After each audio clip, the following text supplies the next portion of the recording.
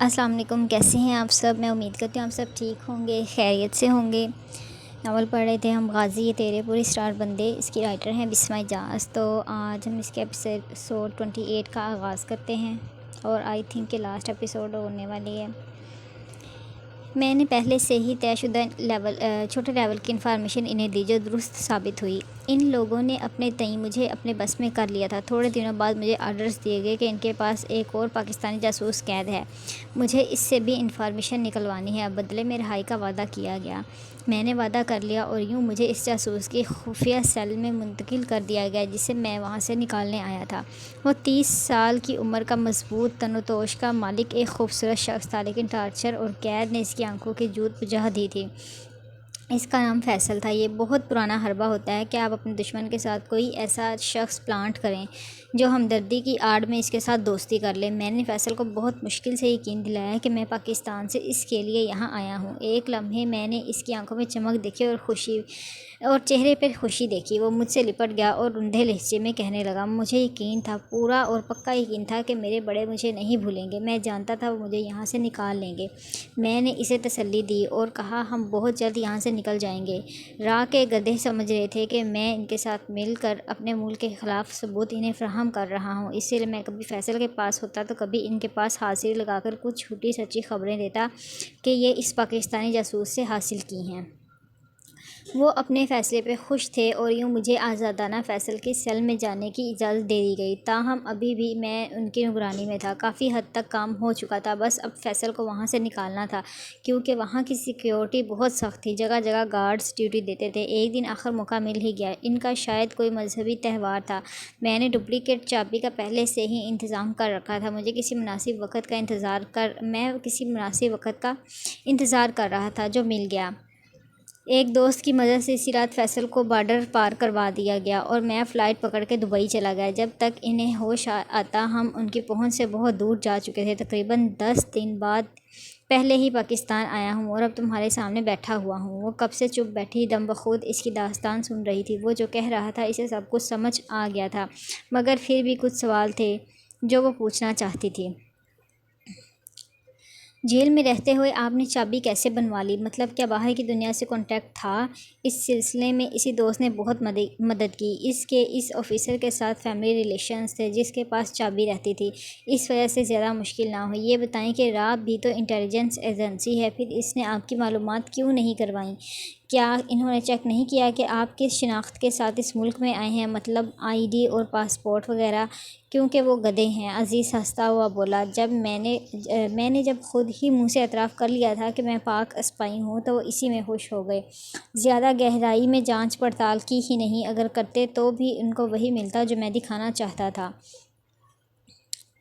یعنی وہ اس ہوٹل تک پہنچے ہی نہیں جہاں ہم نے اسٹے کیا تھا؟ اس نے الجھن سے پوچھا۔ ایسا ہی ہے۔ ایک اور بات جو تمہیں معلوم نہیں، وہ ہوٹل ہمارا سیف ہاؤس تھا، وہاں پہ میری انٹری ہی نہیں تھی۔ ہاں، تمہاری اور میجر سکندر کی نقلی شناخت درج تھی، ایسا کرنا ضروری تھا۔ اوہ، لیکن جب آپ غائب ہوئے تھے تو آپ کے کمرے سے سارا سامان بابا لے آئے تھے، جن میں پاسپورٹ اور سارے ڈاکومنٹس تھے، پھر آپ وہاں سے کیسے نکلے؟ میجر سکندر نے آتے ہوئے میرے تمام ڈاکومنٹس میرے اسی دوست کے حوالے کر دیے تھے۔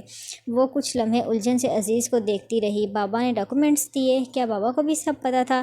اس کے لہجے میں بے یقینی تھی۔ ہاں، وہ شروع سے سب کچھ جانتے تھے، وہ سر کھجاتے ہوئے بولا۔ مطلب میں ہی نہیں جانتی تھی، باقی سب کو پتہ تھا۔ وہ غصے سے جانے کے لیے اٹھی۔ رکو تو، اس نے اس کا ہاتھ پکڑ کے روکا۔ میجر سکندر اور مجھے سختی سے رازداری کی تاکید کی گئی تھی، اسی لیے تو اب رازداری کہاں گئی؟ اب کیوں یہ سب بتا رہے ہیں؟ اسے اور غصہ آنے لگا۔ پتہ نہیں کیوں اس کا دل رونے کو چاہ رہا تھا۔ اب سارے معاملات حل ہو چکے ہیں، فیصل اور میں اب اپنے ملک میں سیف ہیں۔ اس کیس کو بند ہوئے 15 دن ہو چکے ہیں، اس لیے اب کوئی رازداری والی شرط نہیں رہ گئی۔ میں نے سوچا تمہیں بتا دیتا ہوں۔ وہ معصومیت سے شانے اچکا کے اس کے خفا چہرے کو دیکھنے لگا۔ ایک منٹ، دعا کو کچھ یاد آیا۔ آپ یہاں کیسے؟ مطلب ماما نے کہا تھا مہمان، مطلب یہ بھی سوچی سمجھی اسکیم تھی، یہ بھی سب کو پتہ تھا، بس میں ہی پاگل تھی جسے کچھ نہیں پتہ۔ بابا کو تو میں اچھے سے پوچھوں گی۔ وہ کچھ سمجھنے لگی۔ اس کو یاد آ رہا تھا کہ بابا نے ہی تو اسے فورس کیا تھا۔ جی ایسا ہی ہے، آپ واقعی پاگل ہیں، تبھی تو گھر آئے مہمان کو چائے پانی اور کھانے کا نہیں پوچھ رہی۔ وہ کھڑے ہوتے ہوئے رخ موڑ کے ناراضگی سے گویا ہوا گھر آئے مہمان مجھ سے پوچھ کے نہیں آئے جو میں ان سے چائے پانی پوچھوں، وہ کون سا کم تھی، شاہانہ انداز سے ارشاد کیا گیا۔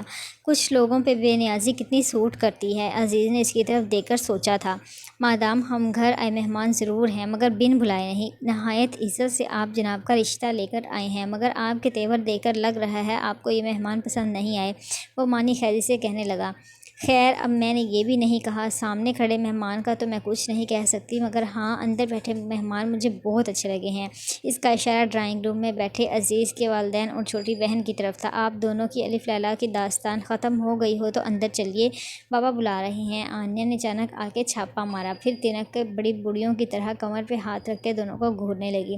ویسے بھی شادی سے پہلے اس طرح کی ملاقاتیں ہمارے خاندان میں معیوب سمجھی جاتی ہیں۔ لاسٹ ٹائم بس ایسی ملاقات بابا اور امی کی ہوئی تھی، جب بابا کے پیرنٹس امی کے ہاں رشتہ لے کے آئے تھے۔ آنی زیادہ فضول نہیں بولنے لگی تم، اس نے خفگی سے سرزنش کی۔ عزیز بھائی آپ اندر چلیں، باقی کا سرپرائز میں بنفس نفیس خود آپ ہی کو دے دوں گی، اینڈ آئی ایم سوری یہ سرپرائز زیادہ شوکنگ ہوگا آپ ہی کے لیے۔ عزیز اسے گڈ لک سائن دیتے مسکرا کے ڈرائنگ روم میں چلا گیا۔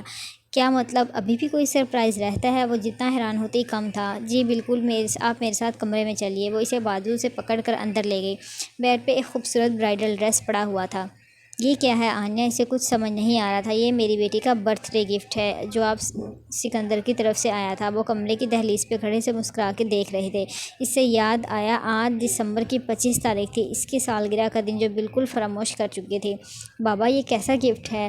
وہ مڑ کے حیرت سے ان کو دیکھنے لگی۔ آنیہ سے سمجھاؤ کہ ساری بات میں عزیز اور کرنل صاحب جمعہ پڑھنے جا رہے ہیں، واپسی پہ مولوی صاحب اور باقی بھی آ جائیں گے۔ وہ اس کے سر پہ ہاتھ پھیرتے ہوئے باہر کو چلے گئے۔ آنیہ بابا کیا کہہ گئے ہیں؟ وہ متوحش ہوئی۔ آپ ہی ادھر بیٹھو، وہ اسے بیڈ پہ کندھوں سے بٹھا کے بولے۔ آج تمہارا اور عزیز بھائی کا نکاح ہے کیا؟ اسے لگا اس کی اسماتوں کو دھوکہ ہوا ہو۔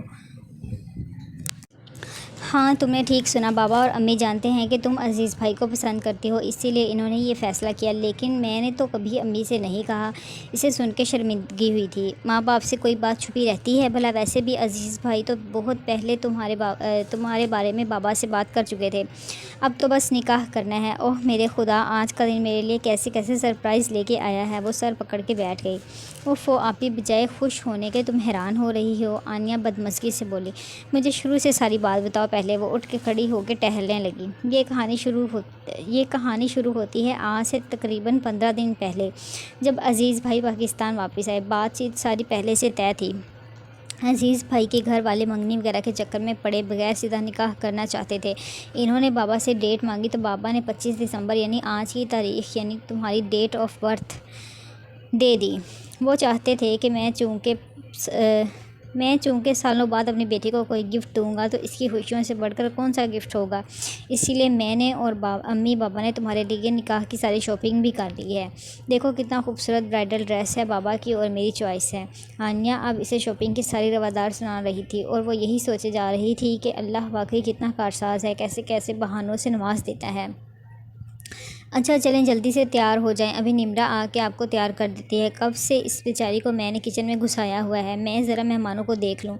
آپ تو بے مروتی کی انتہا کر کے باہر چلی آئیں، اب میں جا کے ہی معاملہ سنبھالتی ہوں۔ یہ کہہ کر میری آپی کو شرم آ گئی تھی، اس لیے وہ آپ کے ساتھ بیٹھ نہیں سکیں۔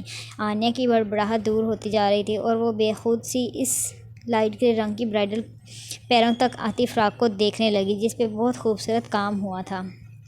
دوپٹہ بھی اسی رنگ کا تھا، مگر ساتھ ہی ایک جھلمل کرتا سرخ رنگ کا دوپٹہ بھی تھا جو یقیناً نکاح کے لیے تھا۔ السلام علیکم مہین میڈم۔ وہ یہ آواز سن کر چونک اٹھی۔ یہ نمرا تھی جو ابھی کمرے میں داخل ہوئی تھی۔ وعلیکم السلام نمرا تم نے مجھے مہین میڈم کیوں کہا؟ وہ موہت کی بہن تھی، اس کے اس انداز سے اسے بے اختیار وہ یاد آیا تھا، کیونکہ میں جانتی ہوں آپ ہی موہت بھائی کی باس مہین میڈم ہیں۔ وہ اداسی سے بیٹھ کے دوسرے کونے پہ ٹک گئی۔ اس سے پہلے میں آپ کو صرف دعا کے نام سے جانتی تھی، مگر یہ راز بھی موہت بھائی کی ڈیتھ کے کچھ دن بعد ہی کھلا۔ وہ اسے سنجیدگی سے دیکھنے لگی، مگر نمرا اپنی رو میں کہتی جا رہی تھی۔ ایک دن انہوں نے مجھے ایک ریسٹورنٹ میں بلایا تھا، وہ مجھ سے آنیہ کی انفارمیشن لینا چاہ رہے تھے مگر میں نے سختی سے منع کر دیا۔ انہوں نے زیادہ زور دیا تو میں نے وجہ پوچھی کہ آخر کیوں آپ آنی کے بارے میں ذاتی نوعیت کے سوال کر رہے ہیں۔ تب انہوں نے مجھے بتایا تھا کہ وہ جس مہین میڈم کی مجھے باتیں سنایا کرتے تھے وہ آپ تھیں۔ اس نے سمجھ کے سر ہلایا۔ اسے ہادی سے کوئی شکوہ نہ ہوا کہ اس نے نمرا کو کیوں بتایا۔ آپ سے ایک بات پوچھوں؟ کچھ دیر بعد نمرا نے عجیب سے انداز میں اس کی طرف دیکھتے ہوئے پوچھا۔ ہاں پوچھو۔ اگر آپ عزیز بھائی سے نہ ملی ہوتیں اور آپ کو ان سے محبت نہ ہوتی اور اگر موہت بھائی زندہ ہوتے تو کیا آپ ان سے شادی کر لیتیں؟ اس کے لہجے میں ایک آس سی تھی۔ ہاں بالکل۔ دعا نے سوچنے کے لیے بھی وقت نہیں لیا اور بے دھڑک ہاں کہہ دیا۔ اگر میں عزیز سے نہ ملی ہوتی اور اگر ہادی زندہ ہوتا تو میں بالکل بھی اس سے انکار نہ کرتی۔ وہ ایک بہت اچھا انسان تھا، شاید اس لیے اسے بہترین اجر سے نواز دیا گیا۔ اس کے نصیب میں دنیا کی دنیاوی محبتیں نہیں تھیں، اس لیے تو وہ چلا گیا۔ اس کی آواز میں نمی گھل گئی۔ Thank you. نمرا کے بے چین وجود میں اس کا جواب سن کے اطمینان کی لہر دوڑ گئی۔ کس لیے؟ وہ حیران ہوئی۔ آپ نہیں سمجھیں گی، جا کر ڈریس چینج کریں تاکہ میں آپ کو تیار کر دوں۔ پھر میرے پاس ایک اہم چیز ہے جو میں نے آپ کو دکھانی ہے۔ نمرا گمبھیر لہجے میں دھیما سا ہنسی تھی۔ وہ اس کی باتوں پہ حیران ہوتی ہوئی کپڑے بدلنے کے لیے واش روم کی جانب بڑھ گئی۔ سونیا نے جو چیز اسے دکھائی تھی اس نے اسے ہیجان میں مبتلا کر دیا تھا۔ بلا شبہ یہ بہت کام کی چیز تھی۔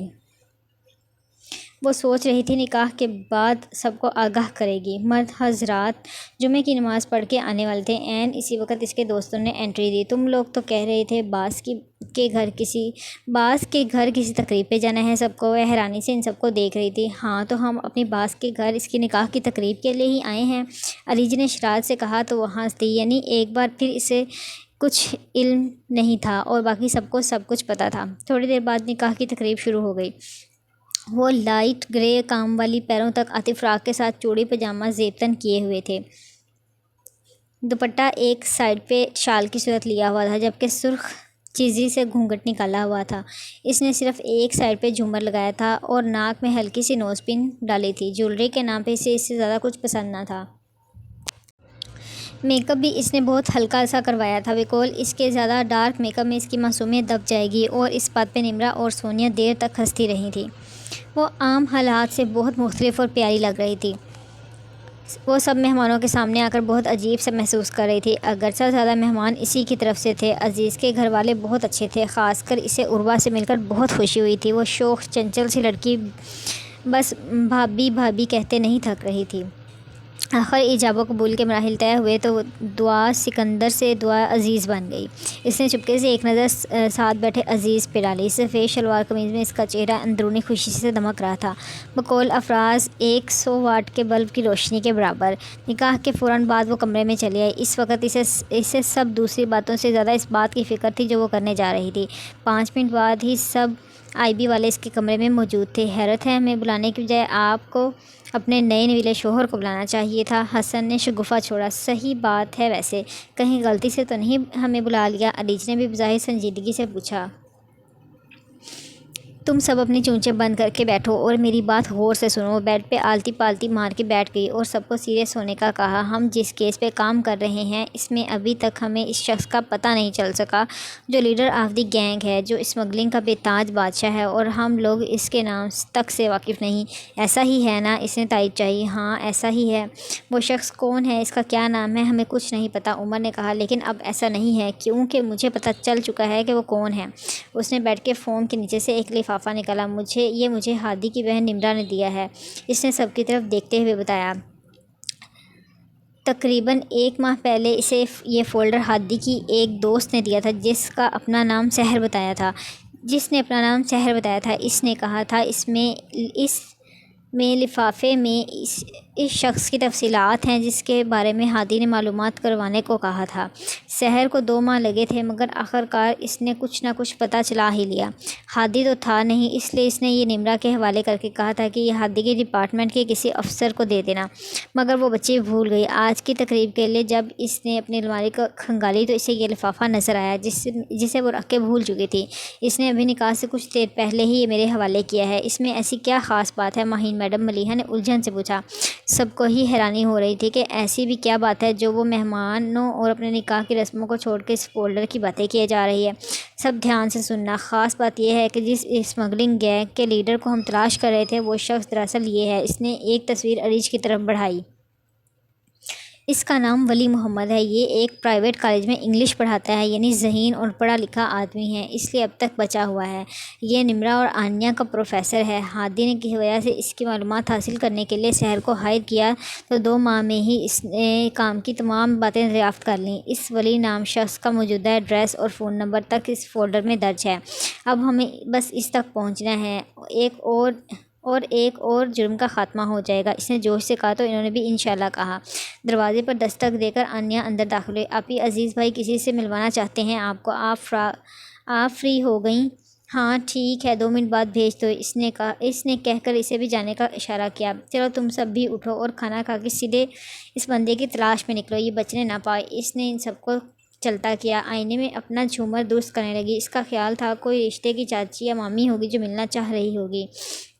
دستک دے کر عزیز کسی کو ساتھ لے کر اندر داخل ہوا۔ عزیز کے ساتھ کھڑی لڑکی کو دیکھ کر وہ چند لمحے تو گانگ ہی رہ گئی، پھر دوڑتے ہوئے اس کے گلے جا لگی۔ ندا آپ یہاں کیسے؟ مطلب آپ انڈیا؟ وہ علیحدہ ہوتے ہوتے ہکلا کے پوچھنے لگی۔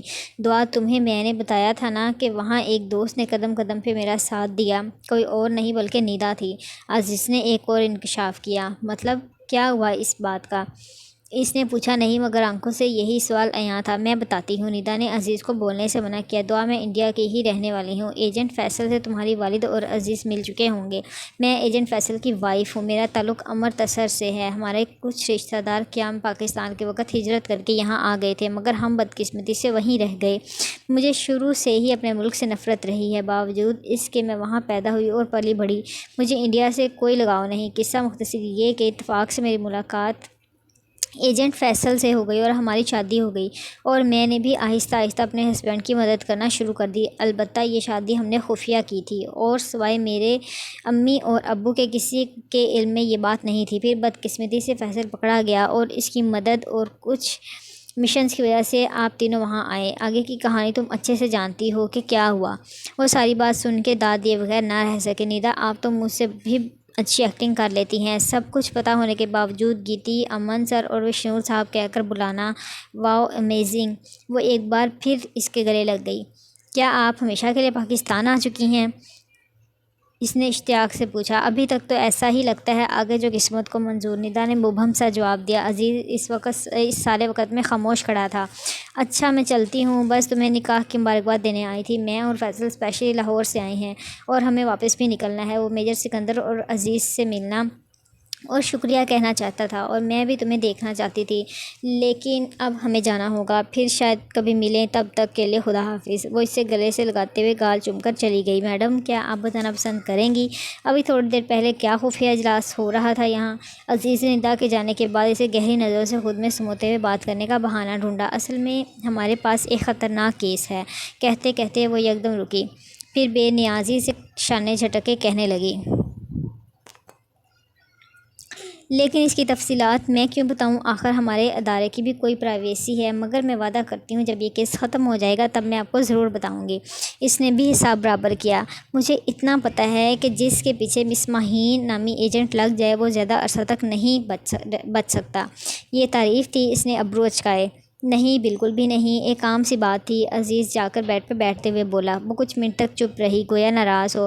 میں ابھی تک آپ سے اتنا سب چھپانے پہ ناراض ہوں۔ منہ پھلا کر اس نے اطلاع دی۔ تو بتائیے میں ناراضگی کیسے دور کروں؟ عزیز نے سینے پہ ہاتھ رکھ کر قدرے جھک کے پوچھا۔ کچھ اچھا سنا کر۔ کچھ اچھا مطلب کوئی سونگ؟ نہیں اس سے بھی اچھا۔ اس نے آنکھوں میں ایک خاص چمک لیے کہا تو وہ سمجھ گیا۔ دعا کا ہاتھ پکڑ کے اسے اپنے سامنے بٹھاتے ہوئے وہ دھیرے سے گنگنانے لگا۔ غازی یہ تیرے پراسرار بندے جنہیں تو نے بخشا ہے ذوق خدائی، دو نیم ان کی ٹھوکر سے صحرا و دریا، سمٹ کر پہاڑ ان کی ہیبت سے رائی، دو عالم سے کرتی ہے بے گانہ دل کو، عجب چیز ہے لذت آشنائی، شہادت ہے مطلوب و مقصود مومن، نہ مال غنیمت نہ کشور کشائی، خیاباں میں ہے منتظر لالا کب سے، قبا چاہے اس کو خون عرب سے، کیا تو نے صحرا نشینوں کو یکتا، خبر میں نظر میں اذاں سحر میں، وہ سوز اس نے پایا انہی کے جگر میں، کشادہ دل سمجھتے ہیں اس کو، ہلاکت نہیں موت ان کی نظر میں، دل مرد مومن میں پھر زندہ کر دے، وہ بجلی کی وہ بجلی کے تھی نعرۂ لا تذر میں، عزائم کو سینوں میں بیدار کر دے، نگاہ مسلماں کو دیوار کر دے۔ بظاہر کہانی مکمل تھی مگر ایک ایجنٹ کی زندگی میں ہمیشہ سب کچھ نہیں رہتا۔ بظاہر کہانی مکمل تھی مگر ایک ایجنٹ کی زندگی میں ہمیشہ سب کچھ مکمل نہیں رہتا۔ This is not an end of the story. It's beginning of a new life because every ending is a new beginning. ختم شد۔ مجھے لگتا ہے کہ اس کا پارٹ 2 بھی آئے گا، کیونکہ انہوں نے کہا ہے کہ یہ اینڈ نہیں ہے، اب دیکھتے ہیں کہ اس کا پارٹ 2 آتا ہے تو ہم انشاءاللہ ضرور پڑھیں گے۔ اور اگر آپ کو یہ ناول اچھا لگا ہو تو پلیز میرے چینل کو سبسکرائب کر دیں اور کومنٹ کر کے بتائیں اگر آپ نے پارٹ 2 اس کا سننا ہے تو میں انشاءاللہ ضرور پڑھ دوں گی۔ تب تک کے لیے اللہ حافظ۔